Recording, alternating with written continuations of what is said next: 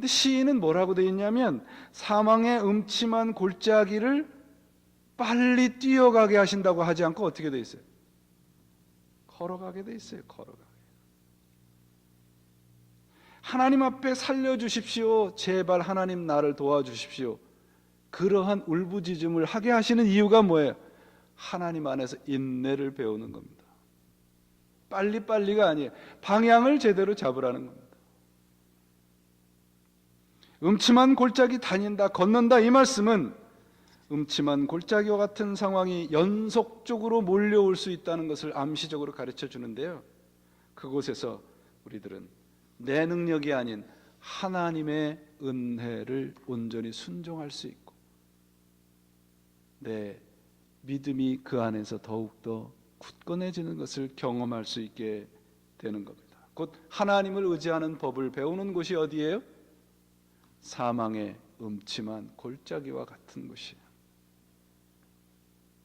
제가 새벽 예배 때도 말씀드렸어요. 홍해를 건너는 기적을 경험할 수 있는 사람이 누구라고요? 홍해 앞에 선 자만이, 그리고 그 차가운 물에 첫 발을 디디는 자만이 홍해가 건너는 기적을 경험할 수 있습니다. 그게 사망의 음침한 골짜기로 하나님이 우리를 두신 목적입니다.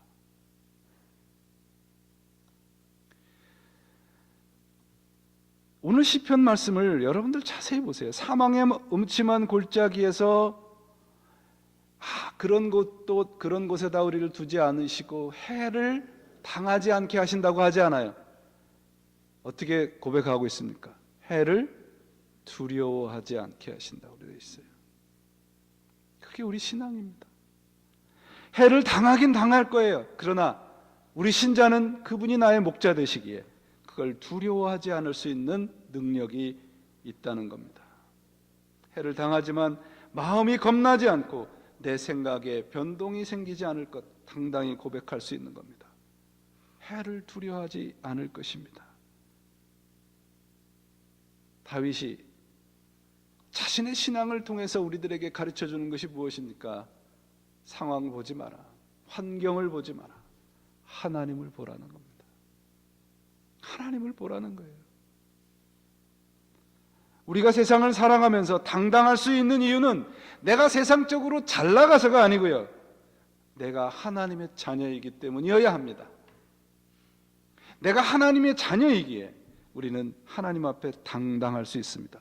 내가 하나님 안에 있을 때 그분이 나의 목자 되시고 내 인생을 책임져 주신다고 하는 신앙 고백이 있을 때 우리는 그분의 능력으로 살아갈 수 있습니다. 신자는 무엇으로 삽니까? 믿음으로 삽니다. 신자는 결코 은행 잔고로 살지 않습니다. 신자는 믿음으로 삽니다. 여러분, 인생이 무엇인가요? 전경희 씨라는 분이 쓴 책 중에 마흔으로 산다는 것이라는 책에 보면 여러분들 아마 이 말씀을 들어보신 분들이 계실 거예요. 평균화 법칙이라는 것이 있어요. 이분은 40대부터 얘기를 했어요. 40대는 욕망이 평준화된대요. 그래서 누구나 40대가 되면 다 내 가족이나 잘 먹여 살려야지, 욕망이 그렇게 평준화된다. 50대가 되면 무슨 평준화? 지식의 평준화. 아시는 분이 계시네요. 지식의 평준화. 좋은 대학 나온 사람이나 국민학교, 초등학교 나온 사람이나 그게 다 그거예요. 60대가 되면 외모가 평준화된답니다. 미스 코리아 출신이나 어디 식당 아줌마나 그 얼굴이 다 그 얼굴이래요. 70대는 성의 평준화래요. 남자나 여자나 그게 그거래요. 그냥 여자가 남성화되고 남성이 여성화돼요. 80대는 부의 평준화랍니다. 있는 사람이나 없는 사람이나 하루 3끼 잘 먹으면 된다는 거죠.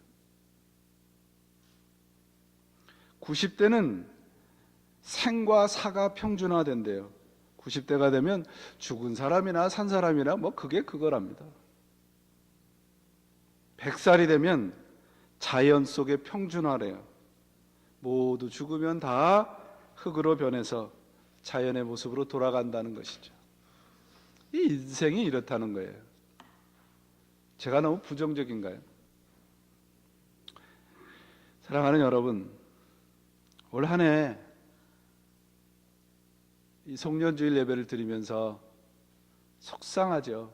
올 한 해도 뭔가 한 것 같은데 허송세월했다는 느낌이 더 많은 것, 참 속상합니다. 살아오면서 정말 삶의 멀미를 느끼기까지 하면서 살았는데 여전히 내 생각과 내 계획대로 된 것은 그렇게 많지 않다라는 생각을 하게 되죠. 그런데 오늘 이 시편에서 다윗의 이 신앙 고백에서 우리는 다시 소망을 얻게 되지 않습니까? 무엇 때문에 그렇습니까? 진실로 주님의 선하심과 인자하심이 내가 사는 날 동안 나를 따르리니, 이렇게 돼 있어요. 이 성경을 읽다가 저는 이 따르리니라는 말씀에 제 시선을 고정시킬 수밖에 없었습니다. 여기 선하심과 인자하심이란 하나님의 사랑과 하나님의 열심, 하나님의 성실하심을 나타내는 관용어구예요. 하나님의 사랑과 하나님의 열심으로 내가 하나님을 따르는 게 아니라 하나님이 그분의 열심으로 나를 따라오시겠대요. 언제까지요? 내가 살아가는 날 동안. 우리 그렇다면 올 한 해 그분 안에 내가 그래도 그분의 말씀을 붙잡고 지금 이 시간까지 왔다면 허송세월한 거 아니지 않겠습니까?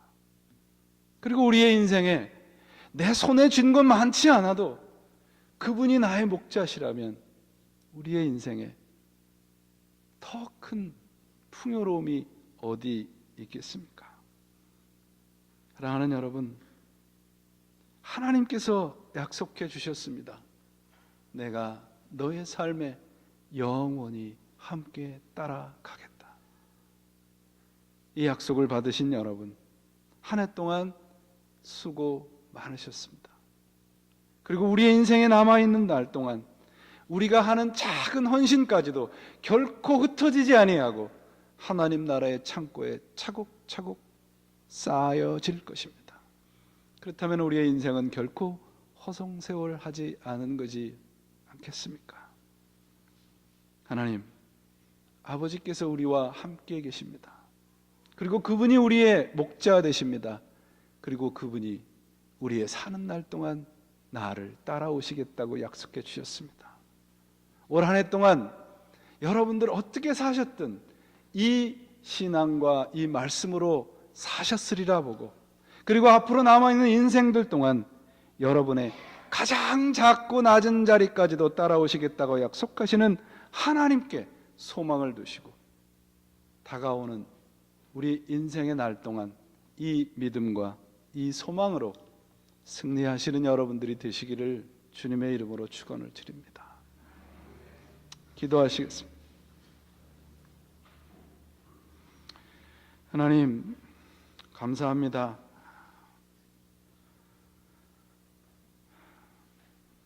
한 해 동안 저희들이 어떻게 살았든지 주님, 당신께서 우리와 함께 계셔 주심을 감사드립니다. 우리의 인생의 모든 계획과 기도가 주 안에서 풍족하여져서 부족함이 없고 당신이 나를 따르는 귀한 고백으로 우리의 인생에 풍요로움이 넘치게 하여 주옵소서. 예수 그리스도의 이름으로 기도합니다. 아멘.